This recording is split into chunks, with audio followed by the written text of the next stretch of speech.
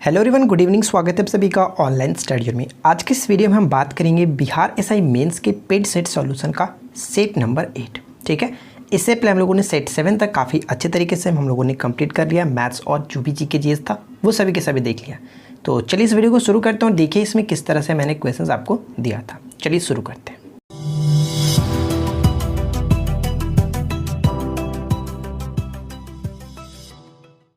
तो first question ये बनता है कि सूची 1 को सूची 2 के साथ सुमेलित कीजिए। तो बताइए कि यहाँ पे कौन किसके साथ सही तरीके से सुमेलित होगा।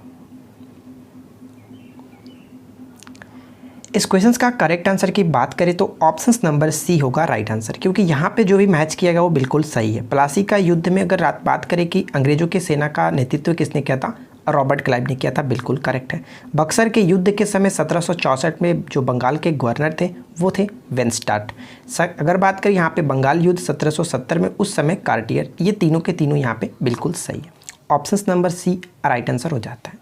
सेकेंड क्वेश्चन ये कह रहा है कि एस्पेरांटो का संबंध किससे है। तो बताइए कि एस्पेरांटो का संबंध किससे है, क्या होगा करेक्ट आंसर। तो देखिए मैं आपको बता दूं कि इस क्वेश्चन का राइट आंसर क्या होगा। एस्पेरांटो का मतलब होता है, ऑप्शन नंबर डी करेक्ट होगा, एक कृत्रिम भाषा। एस्पेरांटो एक आसान और कृत्रिम अंतर्राष्ट्रीय भाषा है। और इस शब्द के अर्थ की बात करें कि यानी कि एस्पेरांटो का अर्थ क्या होता है, तो आशा रखने वाला। ठीक है, आशा रखने वाला। थर्ड क्वेश्चन देखिए क्या कह रहा है कि ईसा पूर्व दूसरी सदी के प्रारंभ में उत्तरी अफगानिस्तान में स्थापित भारतीय यूनानी राज्य कौन था। ईसा पूर्व दूसरी सदी के प्रारंभ में उत्तरी अफगानिस्तान में स्थापित भारतीय यूनानी राज्य कौन था।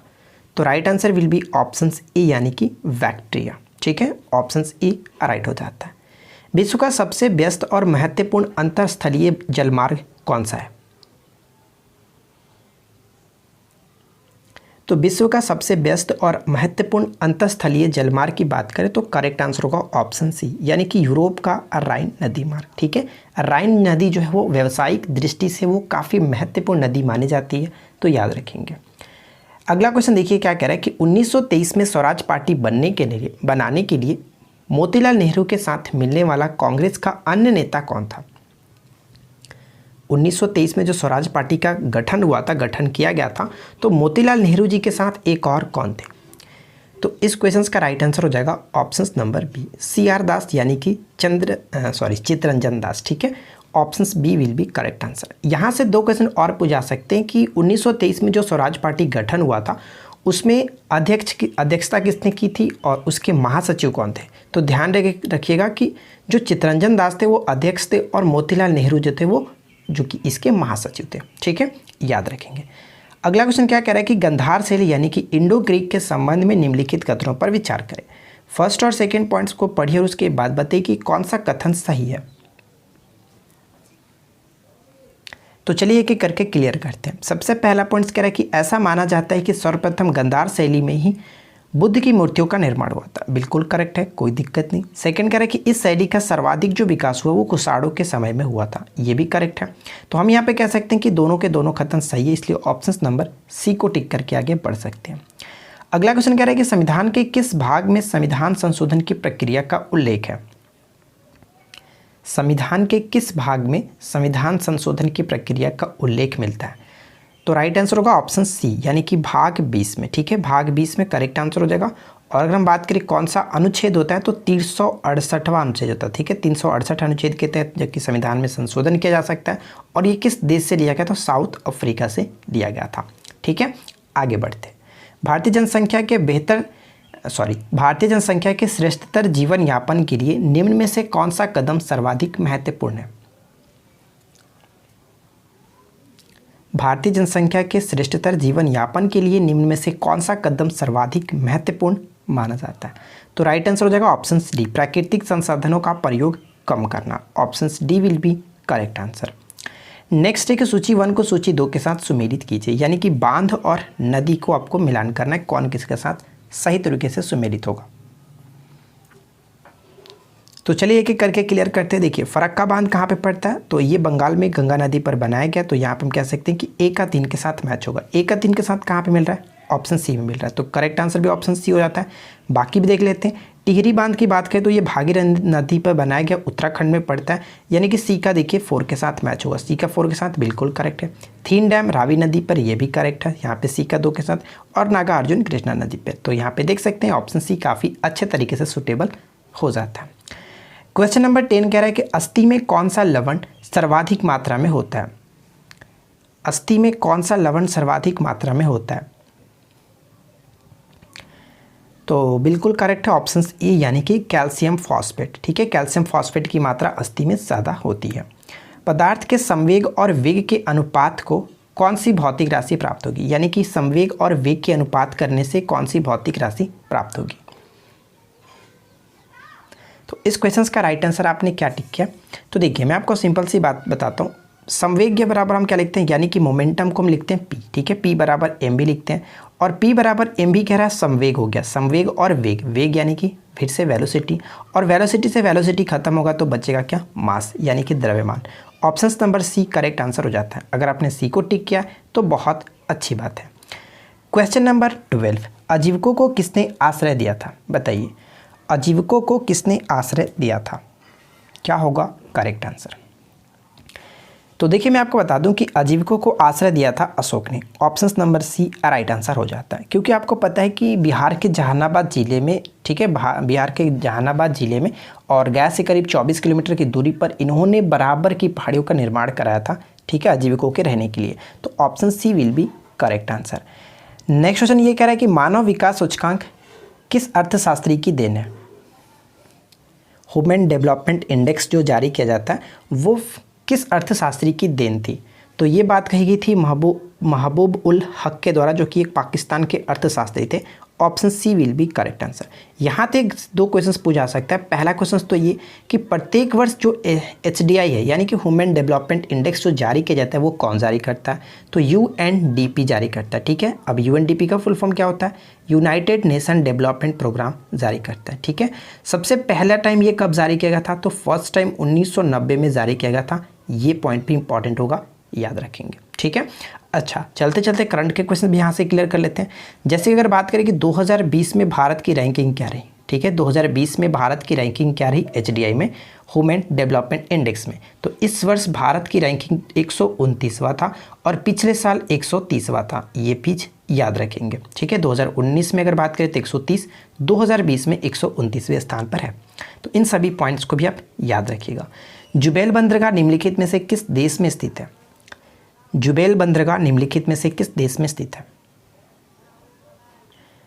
तो करेक्ट आंसर हो जाता है ऑप्शन नंबर बी, यानी कि सऊदी अरब में। ठीक है, अगला क्वेश्चन देखिए, निम्नलिखित में से भारत में पहला नगर निगम कहाँ स्थापित हुआ था? पहला नगर निगम भारत में कहाँ स्थापित हुआ था? तो करेक्ट आंसर होगा ऑप्शन नंबर बी, चेन्नई में। ठीक है, 1687-88 में जो चेन्नई में स्थापित किया गया था। सूची 1 को सूची 2 के साथ सुमेलित कीजिए। क्षेत्र और यहाँ पे नेतृत्व के साथ जो कि मैच करना है, और ये आपको मैच करना 1857 की क्रांति के समय किन्होंने कहाँ के क्षेत्र से जो कि भाग लिया था? तो देखिए ग्वालियर और कालपी की बात करें तो यहाँ पे तात्या टोपे होगा, यानी कि ए का 4 के साथ कहाँ पे मैच कर रहा है, या तो ये होगा या फिर सी होगा। ठीक है, आगे बढ़ते हैं। इलाहाबाद से बात करें तो लियाकत अली थे, यानी कि हमारा option number A correct answer हो जाता है। ठीक है, फैज़ाबाद से बात करें तो मौलवी अहमदुल्ला थे, अहमदुल्ला भी कह सकते हैं, मोहम्मद अहमदुल्ला भी कह सकते हैं। तो ये आप याद रखेंगे। साथ ही साथ जगदीशपुर, तो आपको पता ही है जगदीशपुर हमारे बिहार से, यानी कि कुंवर सिंह थे, तो यानी कि डी का फर्स्ट के साथ। तो यहाँ पर हमारा काफ़ी अच्छे तरीके से ऑप्शन नंबर ए करेक्ट हो जाता है। क्लियर, आगे बढ़ते हैं। भारतीय शिवाजी किस शैली के नृत्य से संबंधित है या फिर वो प्रसिद्ध है? भारतीय शिवाजी किस शैली के नृत्य के लिए प्रसिद्ध है? तो हम लोगों ने ऑलरेडी इसको 2 से 3 दिन पहले के जो मैंने सेट दिया था उसमें भी हम लोगों ने क्लियर किया था। भारतीय शिवाजी का संबंध मोहिनी अट्टम से है और ये तमिलनाडु से बिलोंग करती हैं। अगला क्वेश्चन क्या करें कि 2 परमाणुओं के समस्थानी को कहा जाता है? 2 परमाणुओं के समस्थानी को कहा जाता है, यानी कि समस्थानिक होता है क्या? मैं आपको ये बता दूं कि समस्थानिक होता है कि जिनके परमाणु क्रमांक तो समान हो लेकिन उनके परमाणु द्रव्यमान भिन्न हो। यानी इस क्वेश्चन का राइट आंसर ऑप्शन बी को टिक करके आगे बढ़ सकते हैं। नेक्स्ट है कि एक मनुष्य का तापक्रम 60 डिग्री सेल्सियस है। तो आपको पता है कि उसका अगर तापक्रम की बात करें फ़ारेनहाइट में तो क्या होगा? बताइए कि 60 डिग्री सेल्सियस अगर टेम्परेचर है तो वो फ़ारेनहाइट में कितना है? तो इसके लिए सिंपल सी बात है कि आपको फार्मूला याद होनी चाहिए, दोनों में जो रिलेशन होता है C/F = F - 32/9, ठीक है, ये फार्मूला होता है। अब यहाँ पे देखिए अगर C के जगह पे मैं 60 रखता हूँ तो ये 12 × 25 = 60 यानी कि 12 कटेगा, और अगर यहाँ पे 12 से मैं गुना करूँगा तो 12 नवा कितना होता है 108, और यहाँ पे माइनस में जो 32 है इसको ऐड कर देंगे। तो कहने का तात्पर्य ये है कि 140 डिग्री फ़ारेनहाइट आ जाएगा, जो कि हम ऑप्शन नंबर ए को टिक कर सकते हैं। ठीक है, आगे बढ़ते हैं, और ये फार्मूला काफ़ी अच्छा प्रश्न है तो आप इस चीज़ को याद रखेंगे। निम्नलिखित विधेयकों में से किस एक का भारतीय संसद के दोनों सदनों द्वारा अलग अलग विशेष बहुमत से पारित होना आवश्यक है? तो बताइए कि करेक्ट आंसर क्या होगा। दोनों सदनों में अलग अलग विशेष बहुमत से पारित होना आवश्यक होता है, और वो कौन सा है? तो राइट आंसर होगा ऑप्शन नंबर बी, यानी कि संविधान संशोधन विधेयक जो है वो अलग अलग पारित होना आवश्यक है, इसलिए ऑप्शन नंबर हम बी को टिक करेंगे, केवल और केवल 2। अगला क्वेश्चन क्या कह रहा है कि देहरादून स्थित forest of survey of India, ठीक है, फॉरेस्ट सर्वे ऑफ इंडिया द्वारा कितने वर्षों के अंतराल पर वन संबंधी रिपोर्ट जारी किए जाते हैं? जो देहरादून में स्थित है फॉरेस्ट सर्वे ऑफ इंडिया, जिसको FSI कहते हैं, फॉरेस्ट सर्वे ऑफ इंडिया, कितने वर्षों के अंतराल पर वन संबंधी रिपोर्ट जारी करता है? तो ये द्विवार्षिक रिपोर्ट होता है, यानी कि प्रत्येक 2 वर्ष पे रिपोर्ट ये जारी किया जाता है, इसलिए ऑप्शन नंबर हम ए को टिक करेंगे। ठीक है, आगे देखिए, डोनबास क्षेत्र प्रसिद्ध है, बताइए कि डोनबास जो क्षेत्र होता है वो किसके लिए प्रसिद्ध है? ये कहाँ पे है मैं आपको बता दूंगा, तो आप ये बताइए कि पहले ये किसके लिए प्रसिद्ध है? डोनबास क्षेत्र प्रसिद्ध है कोयला के लिए, option number B correct answer होगा। डोनबास जो क्षेत्र पड़ता है वो यूक्रेन में पड़ता है, option number B correct answer हो जाता है। भारत में पंचायती प्रणाली का शुभारंभ कब और कहाँ हुआ? भारत में पंचायती राज प्रणाली का शुभारंभ कब और कहाँ हुआ? तो जैसा कि आपको पता है कि सबसे पहले जो राजस्थान के नागौर ज़िले में स्टार्ट हुआ था, जो कि जवाहरलाल नेहरू जी के द्वारा 2 अक्टूबर 1959 के द्वारा, यानी कि ऑप्शन नंबर हम बी को टिक करेंगे, और उसके बाद जो हुआ था वो आंध्र प्रदेश में हुआ था। ठीक है, तो फिलहाल इस क्वेश्चन का राइट आंसर ऑप्शन बी को टिक करेंगे। लोकसभा का अध्यक्ष सदन में विधेयक का संकल्प पारित होने की प्रक्रिया के दौरान क्या मतदान करता है? लोकसभा का अध्यक्ष जो होता है वो सदन में विधेयक या संकल्प पारित होने की प्रक्रिया के दौरान क्या मतदान करता है? तो इस क्वेश्चन का करेक्ट आंसर क्या है? Right answer will be option C, यानी कि किसी प्रश्न पर पक्ष या विपक्ष के समान मतों की स्थिति में वो निर्णायक मत देता है, इसलिए ऑप्शन नंबर हम सी को टिक करके आगे बढ़ेंगे। ठीक है, निर्णायक मत करता है। अगला क्वेश्चन क्या कह रहा है कि निम्नलिखित में से कौन सा कथन असत्य है? तो बताइए कि यहाँ पे कौन सा कथन जो है वो असत्य है। चारों ऑप्शंस को अच्छे से पढ़िए और उसके बाद बताइए कि जो हमारा यहाँ पे गलत ऑप्शन है वो कौन सा है। तो देखिए, पहला पढ़ते हैं, भारत छोड़ो आंदोलन की शुरुआत अप्रैल 1942 में हुई थी। क्या ये सही है? बिल्कुल गलत है, क्योंकि अप्रैल में नहीं अगस्त 1942 में हुई थी, जिसको हम लोग अगस्त क्रांति भी कहते हैं। ठीक है, अगस्त 1942 में हुई थी, ध्यान रखेंगे। तो ये हमारा गलत होता है और ऑप्शन ए सही है, क्योंकि हमसे गलत ही पूछा गया था।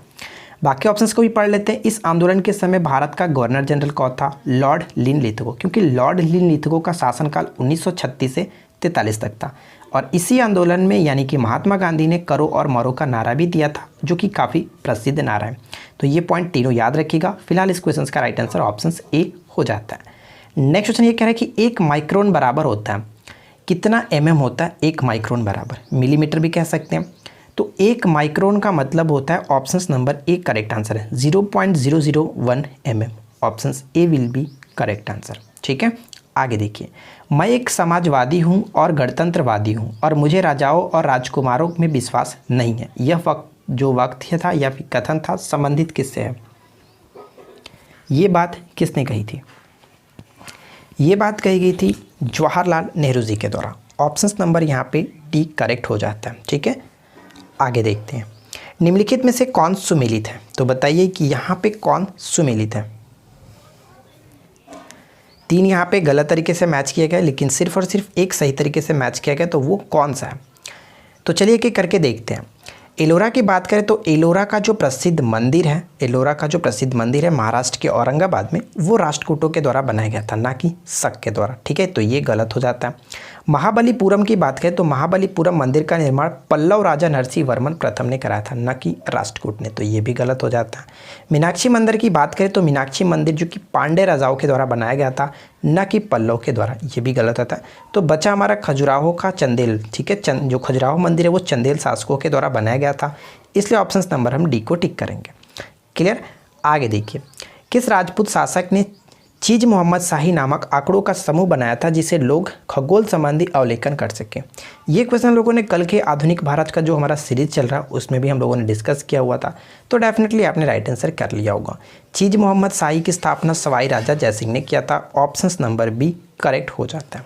ठीक है, आगे देखिए, नेक्स्ट क्वेश्चन ये कह रहे कि एक वर्णांध पुरुष का विवाह दूसरे वर्णांध पुरुष के सामान्य पुत्री से हुआ हो तो संतानों में क्या होगा, बताइए।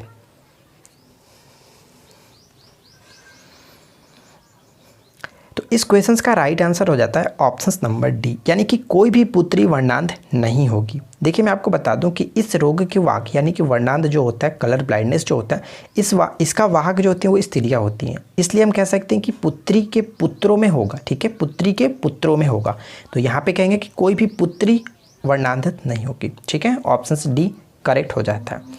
अगला क्वेश्चन क्या कह रहा है कि जिन शब्द किसने बनाया था, बताइए कि जिन जो शब्द है वो किसने बनाया था। जिन शब्द का विकास किया गया था WL जोहानसन के द्वारा, ऑप्शन नंबर बी करेक्ट हो जाता है, जोहानसन। ठीक है, अगला क्वेश्चन क्या कह रहा है कि प्रेस बायोपिया दृष्टि का एक अपवर्तक दोष है जो इनमें से किस कारण से होता है। प्रेस बायोपिया दृष्टि एक अपवर्तक दोष है और इनमें से किस कारण से होता है। तो इस क्वेश्चन का करेक्ट आंसर हो जाता है ऑप्शन नंबर डी, यानी कि 1, 2, 3, इन तीनों कारणों से होता है। यानी कि यहाँ पे लिखा गया कि फर्स्ट और सेकंड दोनों सिलियरी मांसपेशियों के धीरे धीरे कमजोर होने से और आई लेंस के कम होते हुए लचीलेपन के कारण, यानी कि तीनों कारणों यहाँ पे होगा, option D will be correct answer. ठीक है, अगला क्वेश्चन देखिए क्या, निम्नलिखित में से कौन सी हरित गैस नहीं है, यानी कि ग्रीन हाउस गैस इनमें से कौन सी नहीं है।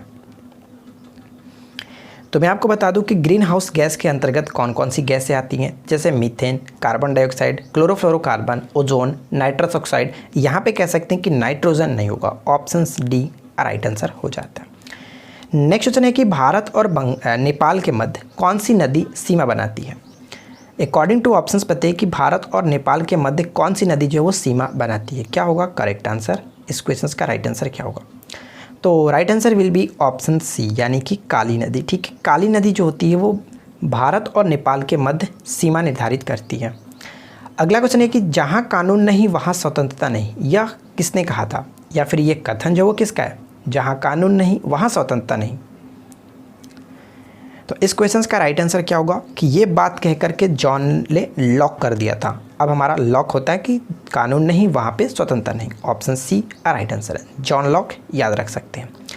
विश्व का प्रथम गणतंत्र वैशाली में किसके द्वारा स्थापित किया गया था। विश्व का पहला गणतंत्र जो था वो वैशाली में स्थापित किया गया था, वो किसके द्वारा स्थापित किया गया था।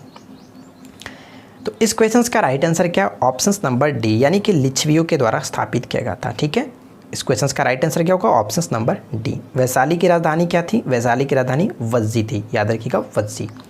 नेक्स्ट, अकबर के समय में अहादीस कौन थे। अकबर के समय में अहादीस जो थे वो कौन थे। अकबर के समय में अहादीस जो थे वो ग्राम प्रहरी थे, option number C right answer हो जाता है, ग्राम प्रहरी। नेक्स्ट क्वेश्चन ये कह रहा है कि नियमित रूप से स्कूल जाने हेतु बच्चों को प्रेरित करने के लिए भारत सरकार के द्वारा निम्नलिखित में से कौन सी योजना शुरू की गई है। बहुत पहले की गई थी, तो बताइए कि ये कौन सी योजना शुरू की गई है। तो राइट आंसर है ऑप्शन नंबर बी, यानी कि मध्याह्न भोजन, ऑप्शन सी राइट आंसर हो जाता है, मिड डे मील जिसको कहते हैं। निम्नलिखित में से कौन सा एक पश्चिम की ओर बहने वाली नदियों का उनके नदी बेसिन घटते आकार के आधार पर सही अनुक्रम बताइए। पश्चिम की ओर बहने वाली नदियों का उनके नदी बेसिन के घटते आकार के आधार पर सही अनुक्रम हमें बताना है। तो इस क्वेश्चन का राइट आंसर क्या होगा। अगर आपने ऑप्शन डी को टिक किया तो बिल्कुल करेक्ट है, यानी कि सबसे ज़्यादा जो होता है वो नर्मदा, उसके बाद घटते क्रम में ये आपका हो जाएगा ऑप्शन नंबर डी। ठीक है, चलिए नेक्स्ट क्वेश्चन ये कह रहा है कि संसार का सबसे आर्द्र महाद्वीप कौन सा है। संसार का सबसे आर्द्र महाद्वीप कौन सा है।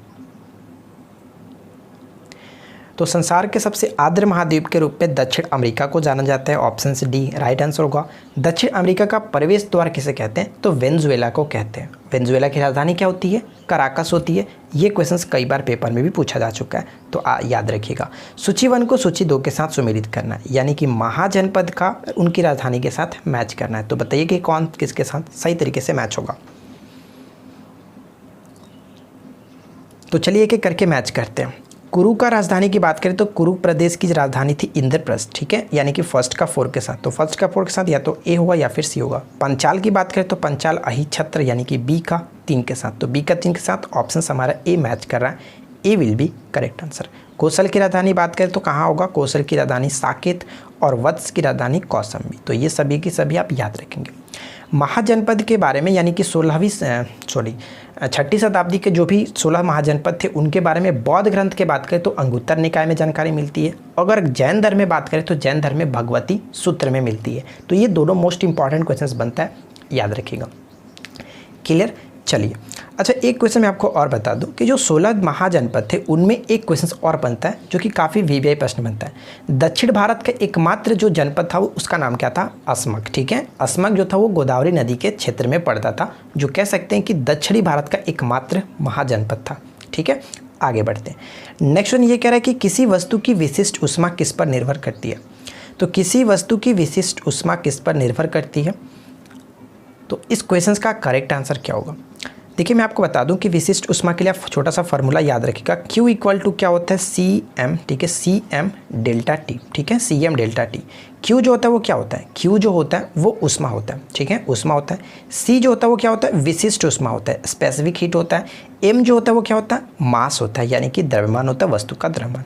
और डेल्टा जो T होता है वो तापमान में परिवर्तन को दिखाता है, डेल्टा T, ठीक है, टेम्परेचर। तो हम यहाँ पे कह सकते हैं कि विशिष्ट ऊष्मा किस पर निर्भर करती है।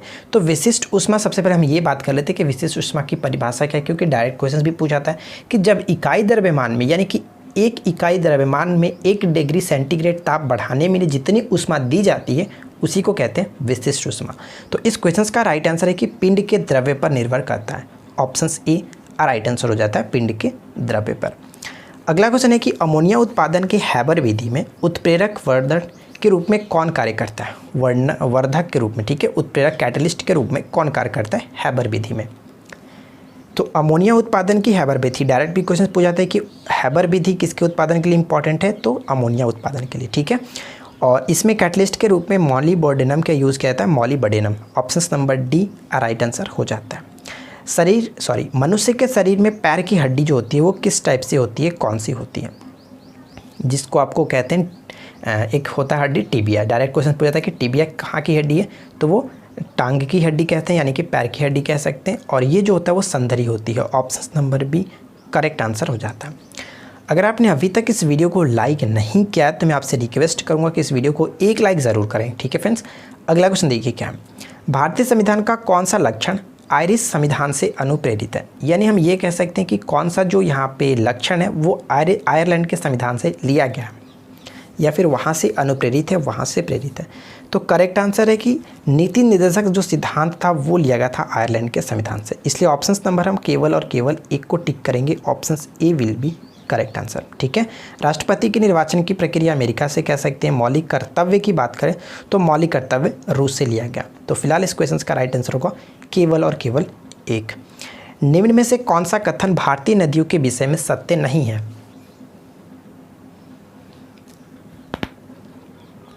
तो करेक्ट आंसर है ऑप्शन नंबर सी, हिमालयी नदियाँ बहुत छोटे डेल्टा का निर्माण करती है, जो कि ये बात गलत है। बाकी ऑप्शंस को पढ़ सकते हैं। हिमालयी नदियाँ सदाबहार होती हैं, बिल्कुल करेक्ट। प्रायद्वीपीय जो नदियाँ होती हैं सदाबहार यानी कि 12 हम कह सकते हैं कि 12 होती हैं। और प्रायद्वीपीय नदियाँ मौसमी होती है, जब उसमें बरसात होती है तो पानी रहता है, अदरवाइज़ ये सूख जाती हैं, ठीक है।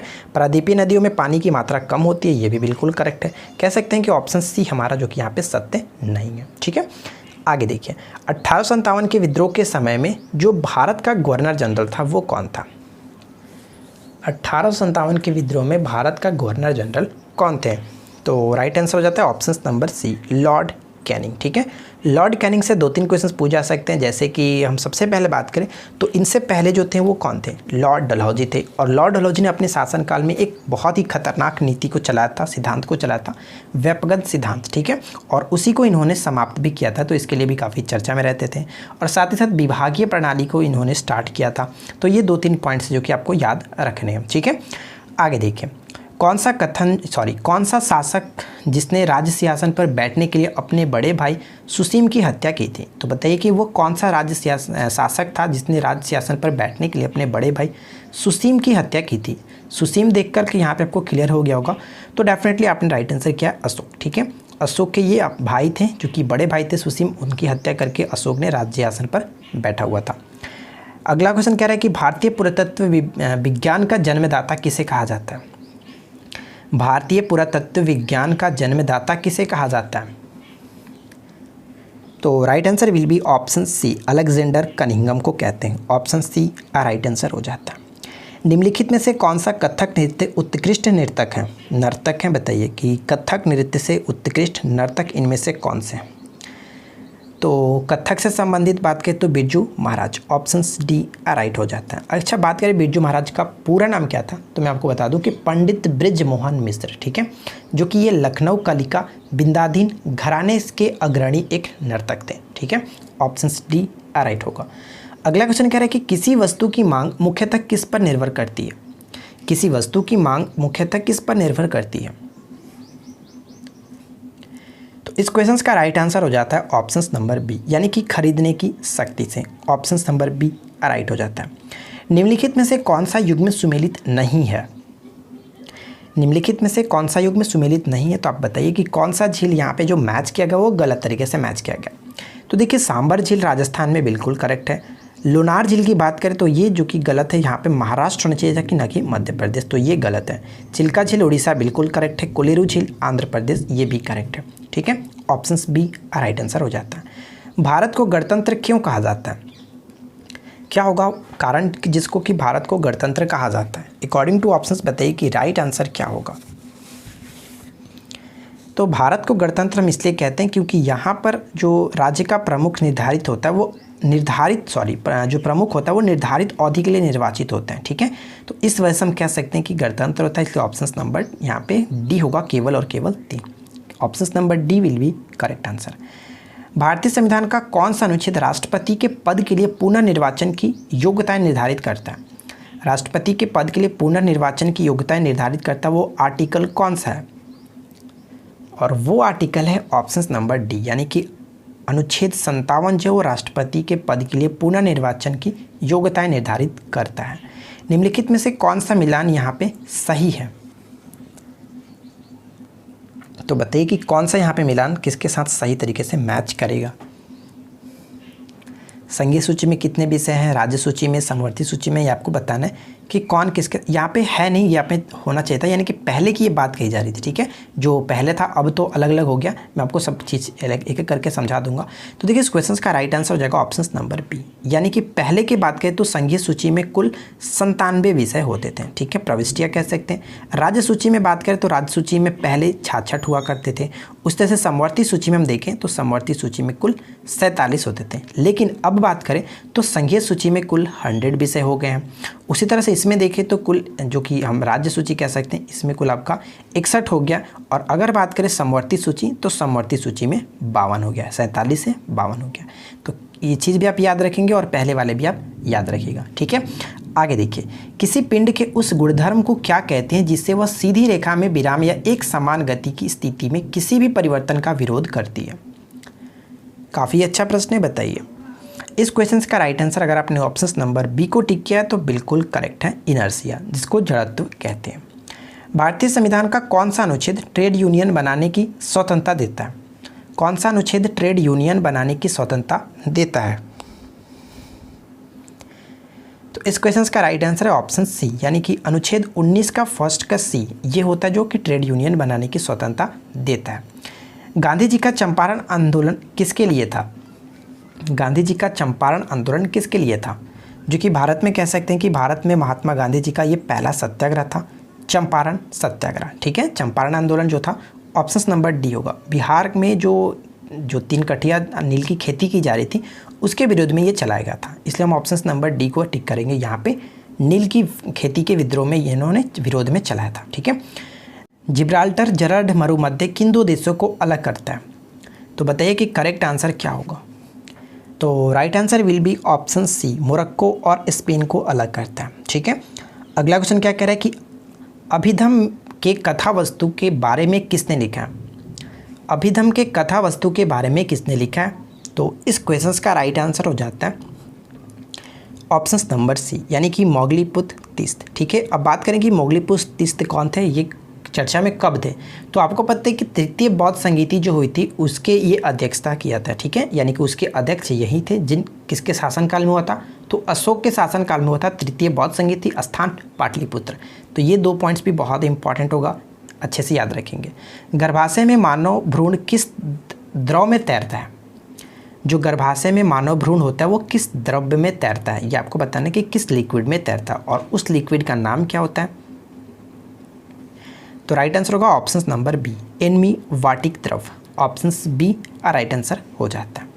अशोक मेहता समिति ने किन 2 स्तरीय की बात की थी?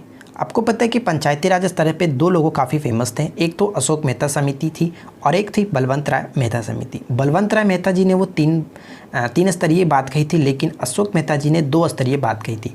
तो 2 स्तरीय वो कौन कौन था? तो इस क्वेश्चन का राइट आंसर हो जाएगा ऑप्शन नंबर डी, यानी कि पंचायत, मंडलीय पंचायत और जिला पंचायत की बात इन्होंने कही थी। ऑप्शन नंबर डी करेक्ट हो जाता है।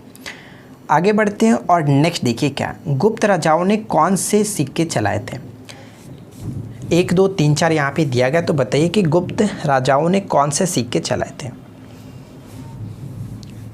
तो इस क्वेश्चन का राइट आंसर हो जाता है ऑप्शन नंबर डी, यानी कि 1 और 4, यानी कि दिनार और सुवर्ण कह सकते हैं। देखिए मैं आपको बताता हूँ कि दिनार जो था वो क्या था, जो कि रोमन साम्राज्य की नकल से चलवाया गया था। ठीक है, जो दिनार था वो रोमन साम्राज्य की नकल से चलाया गया था और सोने के सिक्के को दिनार भी कहा जाता था।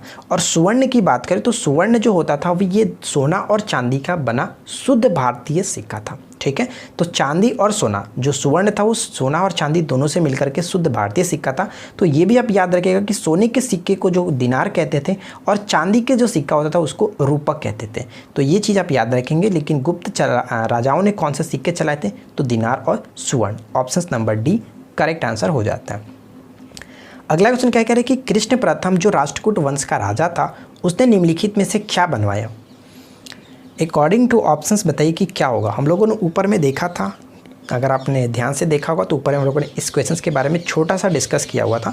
तो कृष्ण प्रथम जो थे वो राष्ट्रकूट वंश के एक राजा थे और इन्होंने क्या बनाया था? एलोरा की गुफाएं, यानी कि हम कह सकते हैं कि ऑप्शन सी करेक्ट आंसर होगा। एलोरा की गुफाओं का निर्माण इन्होंने किया था। जब कोई वस्तु 2 समानांतर दर्पण के बीच रखी जाती है तो बने हुए प्रतिबिंबों की संख्या कितनी होगी? इस क्वेश्चन में थोड़ी सी सावधानी आपको बरतने की ज़रूरत होती है, बाकी इसमें कुछ है नहीं। नॉर्मली आपको पता है कि थीटा रहता है तो उसको क्या करते हैं कि 360/थीटा माइनस में 1 कर देते हैं, क्योंकि आपको पता है कि जो भी संख्याएं बनती, जो भी प्रतिबिंब बनती हैं उनकी संख्या हमेशा ऑड नंबर में होना चाहिए। अगर इवन आता है तो उसमें से -1 कर लेते हैं। ठीक है, फॉर एग्जांपल की बात करें तो अगर 60 डिग्री के कोण पे रखा जाता तो कितना होता?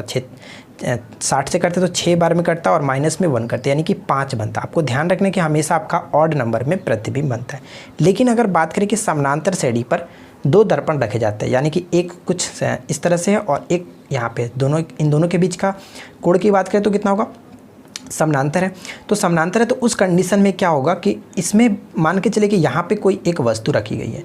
ठीक है, अगर कोई वस्तु यहाँ पे रखी गई है तो उस कंडीशन में क्या होगा कि दोनों तरफ इसका प्रतिबिंब बनेगा। एक का प्रतिबिंब यहाँ बनेगा तो फिर इसका प्रतिबिंब यहाँ बनेगा, यानी कि ये दोनों रिफ्लेक्ट होते रहेंगे। तो इस टाइप के प्रतिबिंबों की संख्या अनंत होती है, इसलिए ऑप्शन नंबर हम डी को टिक करेंगे। ठीक है, याद रखेंगे। आगे बढ़ते हैं और नेक्स्ट देखिए क्या, जो जिला दर्रा किसको किसको जोड़ता है? जो जिला दर्रा है वो किसको किसको जोड़ता है? तो जो जिला दर्रा पड़ता है जम्मू कश्मीर में और ये जोड़ता है श्रीनगर को लेह से। Option A will be correct answer. Clear? आगे देखिए, नेक्स्ट है कि भारत में सर्वाधिक महत्वपूर्ण व्यावसायिक वन कौन सा है? भारत में सर्वाधिक महत्वपूर्ण व्यावसायिक वन कौन सा है? तो राइट आंसर हो जाता है ऑप्शन सी, यानी कि उष्णकटिबंधीय अर्ध सदाबहार वन। ऑप्शन सी राइट आंसर हो जाता है। भारत सरकार की कुल आय में सर्वाधिक योगदान होता है? भारत सरकार की कुल कर आय में सर्वाधिक योगदान किसका होता है? तो राइट आंसर यहाँ पे ऑप्शन सी, केंद्रीय अबकारी कर का। ऑप्शन सी करेक्ट आंसर हो जाता है। पर्यावरण आयोजन के साथ मूलतः संबंधित संगठन कौन सा है? बताइए कि यहाँ पे कौन किसके साथ सही तरीके से मैच करेगा। पर्यावरणीय आयोजन के साथ मूलतः संबंधित जो संगठन है वो कौन सा है? तो कई बार हम लोगों ने डिस्कस कर चुका है नेरी। देखिए नेरी का फुल फॉर्म क्या होता है? National environmental engineering research institute, ठीक है। और इसका हेडक्वार्टर कहाँ पे पड़ता है? नागपुर में पड़ता है, जिसकी स्थापना 1958 में की गई थी। ये इंपॉर्टेंट होगा, याद रखेंगे। राजा राम मोहन राय से संबंधित निम्नलिखित कथनों पर विचार कीजिए, यानी फर्स्ट सेकंड थर्ड पॉइंट्स को पढ़िए और उसके बाद बताइए कि इनमें से कौन सा कथन जो होगा इनके संबंध में सही है। तो मैं आपको बता दूं कि इस क्वेश्चन का राइट आंसर हो जाएगा ऑप्शन नंबर डी। 1 2 3 तीनों के तीनों बात सही है। उन्होंने विधवा पुनर्विवाह का समर्थन किया था, उन्होंने सती प्रथा के उन्मूलन पर जोरदार समर्थन किया था, अंग्रेजी शिक्षा के प्रवर्तन का समर्थन किया था। तो 1 2 3 करेक्ट आंसर हो जाएगा ऑप्शन नंबर डी। किसने कहा था कि हमें मर्दों की तरह खुलकर कहना चाहिए कि हम अपनी मज्जा तक राजभक्त हैं, हमें अंग्रेजी राज्य से हुए फायदों का ज्ञान है? ये बात किसने कही थी? तो इस क्वेश्चन का राइट आंसर है ऑप्शन नंबर ए, दादा भाई नौरोजी ने ये बात कही थी। Option A will be correct answer, ठीक है। अगला क्वेश्चन क्या कह रहा है कि किसने कहा था कि भारतवर्ष तलवार के बल पर जीता गया था और इसे तलवार के बल पर ही इसकी ब्रितानी कब्जे में रखा जाएगा? तो ये बात कही गई थी लॉर्ड एलिगन द्वितीय के द्वारा की गई थी। Option number B correct answer हो जाता है। लॉर्ड एलिगन द्वितीय का शासनकाल क्या था? 1894 से 1899 तक, ठीक है। आगे देखिए, किसी पिंड के द्रव्यमान तथा भार में अंतर होता है क्योंकि? आपको बताना है किसी पिंड के द्रव्यमान और भार में अंतर होता है, क्यों अंतर होता है? यहाँ पे करेक्ट आंसर क्या होगा? तो मैं आपको बता दूं कि द्रव्यमान उसका स्थिर रहता है, चाहे आप कहीं भी उसको रखो द्रव्यमान उसका स्थिर रहता है, लेकिन उसका जो भार होता है वो परिवर्तनीय होता है, भार इसका बदलता रहता है, ठीक है। चलिए आगे बढ़ते हैं और अगला क्वेश्चन देखिए क्या। भारतीय राष्ट्रीय कांग्रेस का 38वां अधिवेशन 1922 में कहाँ पर हुआ था? भारतीय राष्ट्रीय कांग्रेस का 38वां अधिवेशन 1922 में कहाँ हुआ था? तो इस क्वेश्चन का करेक्ट आंसर है ऑप्शन नंबर सी, यानी कि गया में हुआ था, ठीक है। इसकी अध्यक्षता किसने की थी? इसकी अध्यक्षता जो कि कह सकते हैं चित्तरंजन दास ने की थी, ठीक है। आगे बढ़ते हैं। सुप्रीम कोर्ट के मुख्य न्यायाधीश के रूप में कार्य करने के लिए व्यक्ति को उच्च न्यायालय में कम से कम कितने वर्षों तक का कार्य करना चाहिए? यानी कि यह कह सकते हैं कि एक्सपीरियंस होना चाहिए। तो कुल कहने का मतलब कि 10 वर्षों का एक्सपीरियंस होना चाहिए। Option number A right answer है। उत्परिवर्तन का जो प्रतिपादन है वो किसने किया था? उत्परिवर्तनवाद, ठीक है। उत्परिवर्तनवाद का प्रतिपादन किसने किया था? तो राइट आंसर है यहाँ पे करेक्ट होगा ऑप्शन नंबर डी, ठीक है। सॉरी यहाँ पे तो डी ऑलरेडी लिखा गया, डी या डी यानी कि ऑप्शन 2 बार लिखा गया। तो डी ब्रिज करेक्ट आंसर होगा। HD ब्रिज ने बात कही थी। अगला क्वेश्चन ये कह रहा है कि द पेरिल्स ऑफ डेमोक्रेसी नामक पुस्तक किसने लिखी थी? द पेरिल्स ऑफ डेमोक्रेसी पुस्तक किसने लिखी थी? तो इस क्वेश्चन का राइट आंसर हो जाता है शंकर दयाल शर्मा, ठीक है। Option D will be correct answer. Shankar Dayal Sharma ने ये पुस्तक लिखी थी। अगला क्वेश्चन कह रहा है कि माता टीला परियोजना किस राज्य में स्थित है? माता टीला परियोजना किस राज्य में स्थित है? तो इस क्वेश्चन का राइट आंसर है ऑप्शन नंबर ए, यानी कि उत्तर प्रदेश। और उत्तर प्रदेश में आपको पता है कि रिहंद परियोजना भी है, तो ये दोनों भी पेपर में पूछे जाते हैं। अगला क्वेश्चन ये कह रहा है कि भारतीय संविधान के किस भाग में नगर पालिकाओं से संबंधित प्रावधान है? भारतीय संविधान के किस भाग में नगर पालिकाओं से संबंधित प्रावधान है? करेक्ट आंसर क्या होगा बताइए। तो इस क्वेश्चन का राइट आंसर आप नीचे कमेंट्स करके बताएंगे। मैं आपको वेट करता हूँ, आप लोग समझ लो, कमेंट्स करके नीचे बताइएगा। साथ ही साथ इस क्वेश्चन का करेंट आंसर भी आप नीचे कमेंट्स करके बताएंगे। दूसरी पंचायती राज्य व्यवस्था कब और किसके द्वारा आरंभ की गई थी? मैंने आपको ऊपर में बताया था, तो इसका राइट आंसर भी आप नीचे कमेंट्स करके बताएंगे। तो उम्मीद करता हूँ कि आप लोग को ये वीडियो अच्छी लगी होगी। वीडियो अच्छी लगी तो वीडियो को लाइक कीजिए, अपने दोस्तों के साथ शेयर कीजिए। और हाँ फ्रेंड्स, मैं आपको बता दूँ कि इसका अगर आप आगे का मैथ्स का सोल्यूशन देखना चाहते हैं तो इस वीडियो के नीचे डिस्क्रिप्शन चेक कर सकते हैं, वहाँ पर मैथ्स का सोल्यूशन आपको मिल जाएगा। तो मिलते हैं नेक्स्ट वीडियो में किसी नए टॉपिक के साथ। Thanks for watching, keep watching, keep learning, have a good day.